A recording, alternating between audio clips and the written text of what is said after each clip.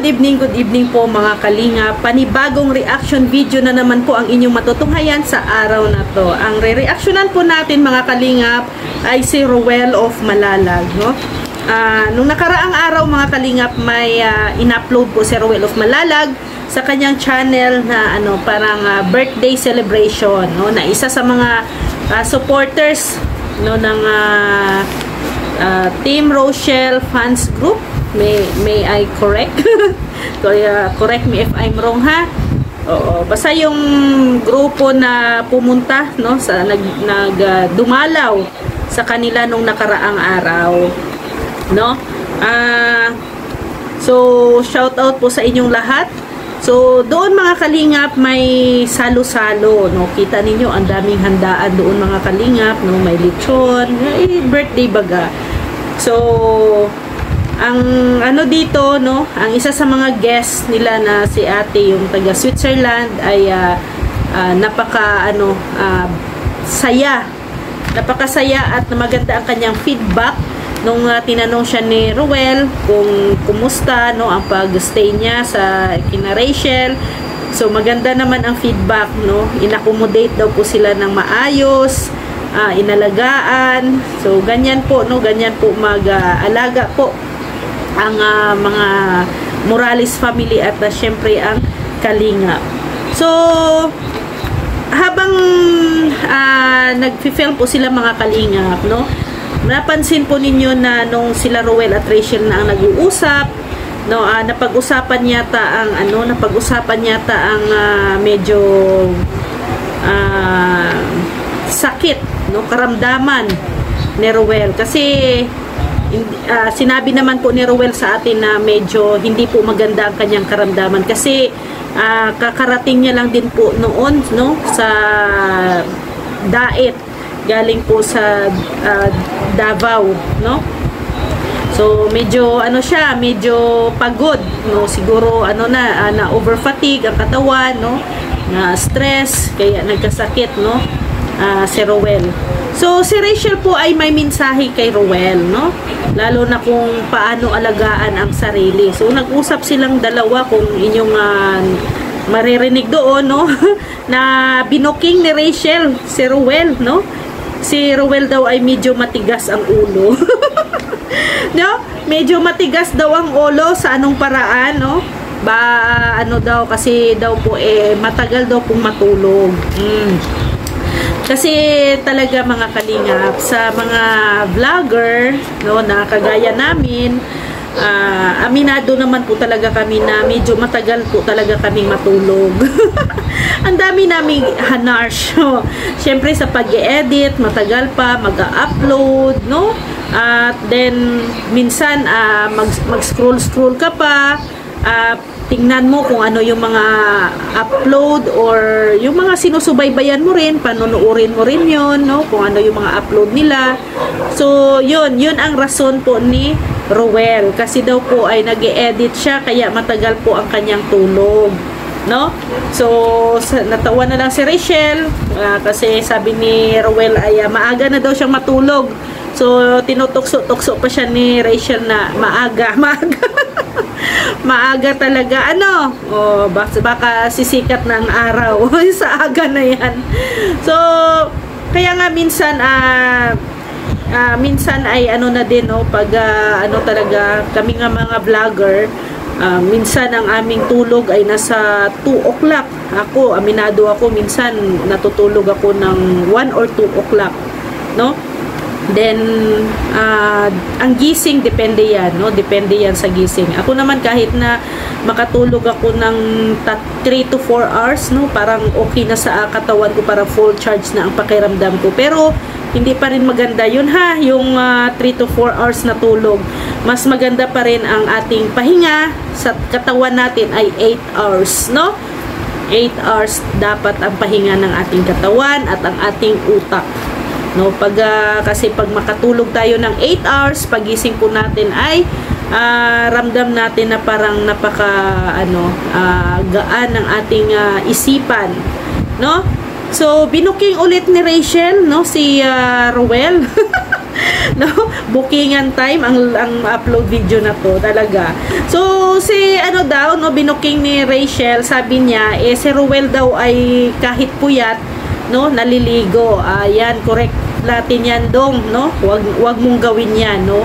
Wag mo talagang gawin yan na kahit na puyat ka, naliligo ka. Kung minsan nga pag yung gabi bago tayo matulog, pag once na naka-focus tayo lagi sa cellphone, wag tayo agad na maghilamos, no? Kasi towel lang, no? Face towel, no? Mag-face towel lang para pamuna sa inyong yung inyong mukha. Kasi minsan kasi yung mga ugat-ugat sa ating mata, no, na napapagod din bagayan. So kailangan ay alagaan din natin kasi ang unang maapektuhan talaga yan ay yung ating mga nerves, no, sa katawan. So, pag puyat ka, syempre, yung circulation ng iyong dugo ay parang hindi yan normal. So, pag isa kasi yan no, sa mga matatanda, no, sabi ng mga matatanda ay yung mga, kung sa Bisaya pa ay mga lamig-lamig, mga panuhot no, sa lawas, mga lamig-lamig mo sa katawan mo, no, papasukin yan at hindi maganda. No, binat ang kalaban mo dyan, no, kaya alagaan mo dong ang iyong sarili at iwasan mo maligo, no, na kahit puyat no, maliligo, iwasan mo yan, no. So tapos binuking pa ni Rachel na nagpapaulan daw din si Ru.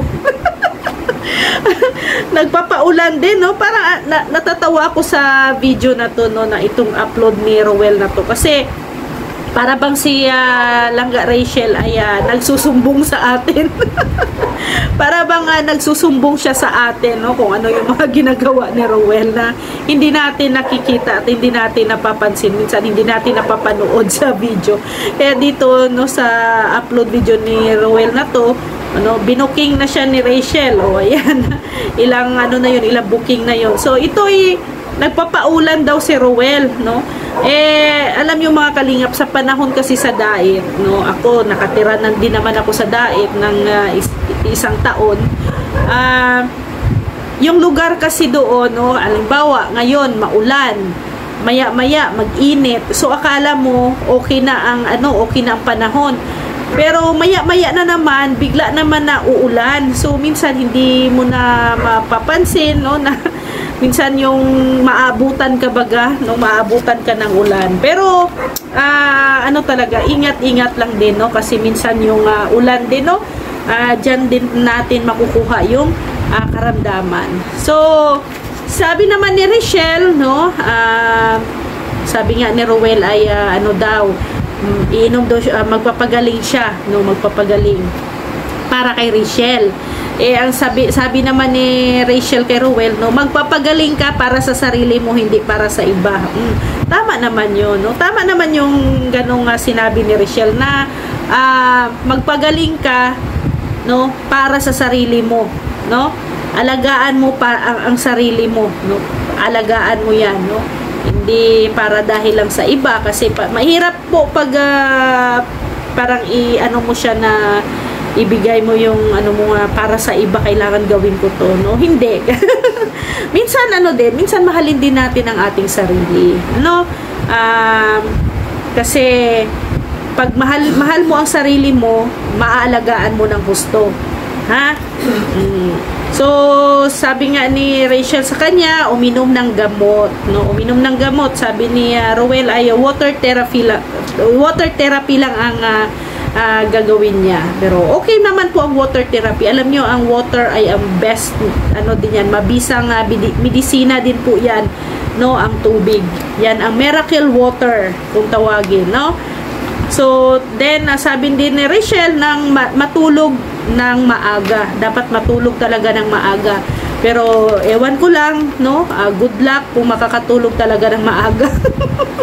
Kasi experience ko yan mga kalingap, yung mga sabi nga tulog na yan, no, lalo na pag medyo busy ka talaga, may mga gagawin ka pang mga editing, katulad sa kay Ruel, minsan gabi na siya na uuwi, pagdating sa Lighthouse, mag-e-edit pa siya. So hindi naman madali po mga kalingap ang pag-e-edit, kasi dapat himay-himayin mo yun, pakinggan mo yun kung ano yung mga details na pwede mong ilagay doon sa video, or kung ang detalye na tatanggalin mo, no? Ganyan po ang paggawa ng kung mag-e-edit ka, no? Then doon po sa nila sa celebration ay bisita din po pala si Kalingap Dan, no? So doon sa video na yon, nag-usap po si Kalingap Dan at saka si Rowel, no? At saka syempre kasama na rin ang pagbanding nilang dalawang magpinsan. So napag-usapan nila, or na itanong po ni Rowel kay Kalingap Dan ang tungkol sa mga issue, no? Tungkol sa issue sa pamilya, 'di ba? Hindi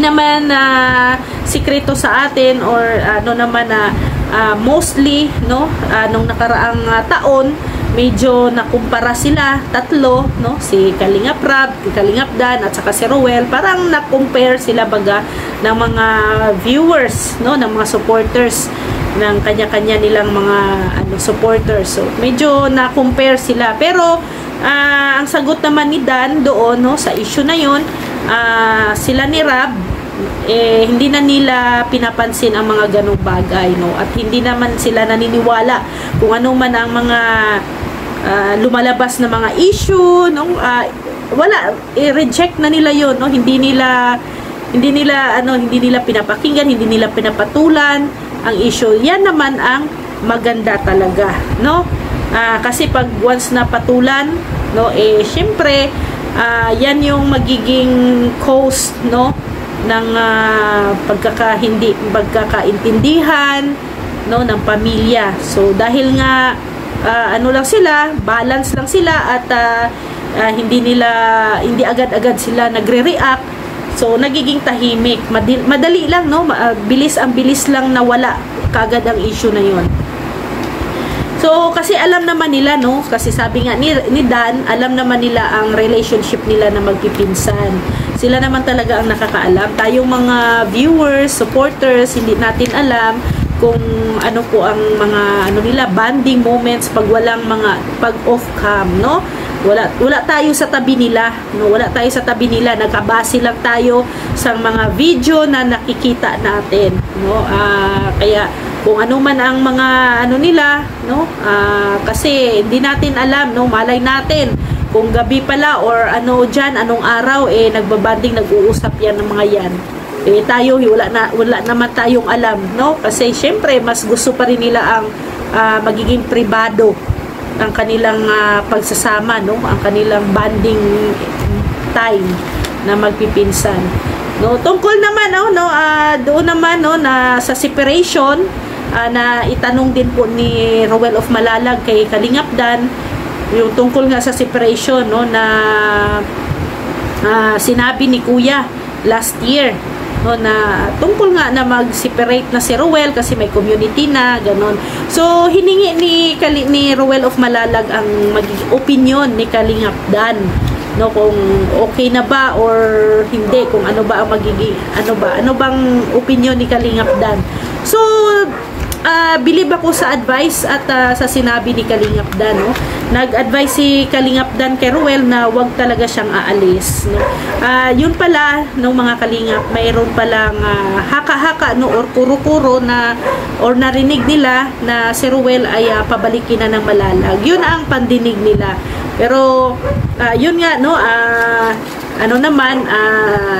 nag-advise si Kalingap Dan na hangga't hindi pa nangyayari, wag siyang aalis, no, wag aalis sa Kalingap, no, kasi nga dito sila nakilala sa Kalingap, na train sila ni Kuya Val, sila yung sabi nga ay sila yung generation na magpapatuloy sa proyekto ni Kuya Val. So bakit aalis, no, ng Kalingap?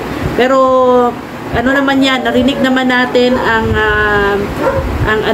side ni Kuya Val tungkol dyan, kasi gusto niya lang na si Rowel pag baka if ever sabi ni Kuya Val 6 months lang naman, no, sabi niya if ever na maghiwalay si Rowel, parang parang kung ano pa, mag-experiment baga, experiment mo, eksperimentuhan mo ang channel mo, kung lalakas ba na wala ka sa kalingap, kung solo mo, no, kung lalakas ba ang channel mo.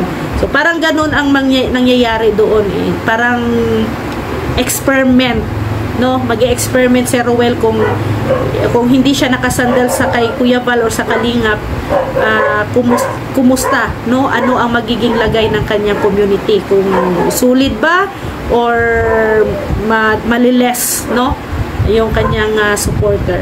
Pero ganun pa man, natapos na ang issue na yon, at nakapag-decide po si Ruel at saka si Kuya Val na hindi na ituloy, at patuloy si Ruel sa kalingap. At yun nga ang magiging plano ni Ruel, magtulungan, no, tumulong siya, at syempre bibisita din siya sa mga landing pad, no, at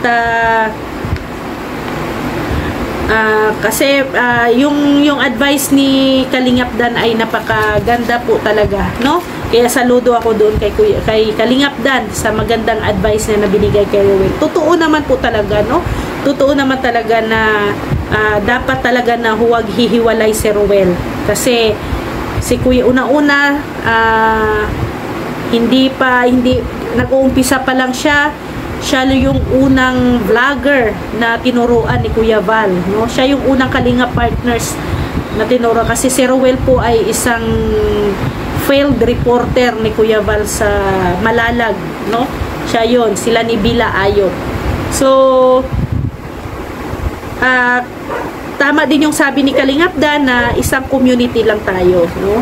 Nasa Kalingap community tayo, kaya walang iwanan, no? Walang susuko. Kaya dapat, ayan, sa mga kay Ruel, kung ano man yung mga issues, ano man yung mga forget na yon, no?